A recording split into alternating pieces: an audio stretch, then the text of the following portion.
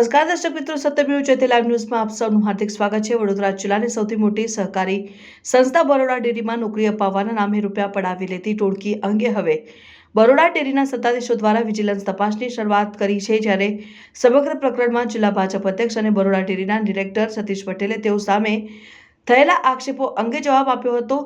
દૂધ ઉત્પાદકોની સંસ્થા બરોડા ડેરીમાં નોકરી અપાવવા માટે 15 થી 16 લાખ રૂપિયા પડાવી લઈને અસંખ્ય યુવાનો સાથે છેતરપિંડી કરનાર પ્રિતેશ પટેલ અને દુષ્યંત પટેલ નામના વ્યક્તિઓ અંગેના સમાચાર અહેવાલો વર્તમાનપત્રોમાં પ્રસિદ્ધ થયા બાદ જિલ્લા ભાજપ અધ્યક્ષ સતીશ પટેલે આજે મીડિયા સમક્ષ આવીને પોતાનું નિવેદન આપ્યું હતું।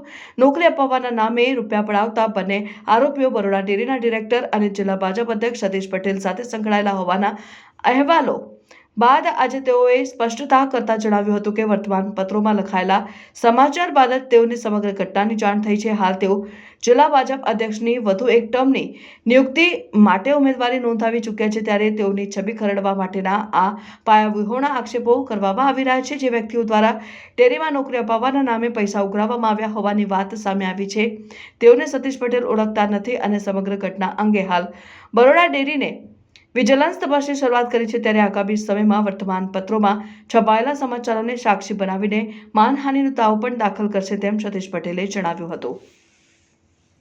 ભારતીય જનતા પાર્ટી સમગ્ર દેશ અને ગુજરાતમાં ગમે ત્યારે ગમે તે સમયે ચૂંટણી આવે, ભારતીય જનતા પાર્ટીના તમામ કાર્યકરો સંગઠનના ચૂંટણીના મોડમાં જ હોય છે।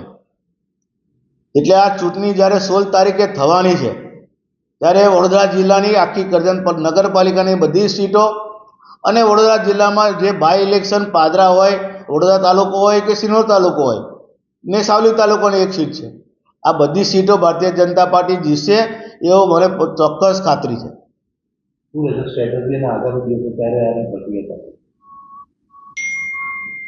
પાર્ટીની અંદર પ્રદેશમાંથી જે પ્રમાણે સૂચના આવશે, ટૂંક સમયમાં 1-2 દિવસમાં સૂચનાઓ આવશે, એ પ્રમાણે અમે આગળ વધીશું અને દરેક મતક્ષેત્રની અંદર એટલે કે દરેક અમારા મંડળમાં દરેક કાર્યકરોને કામે લગાડીને જ્યાં જ્યાં ચૂંટણીઓ બાય ઇલેક્શન છે અને કરજણ નગરપાલિકાની આખી ચૂંટણી છે ત્યાં સ્ટ્રેટેજી તૈયાર કરીને તમામ સીટો ભારતીય જનતા પાર્ટીની જીતે એવું આયોજન કરીશું।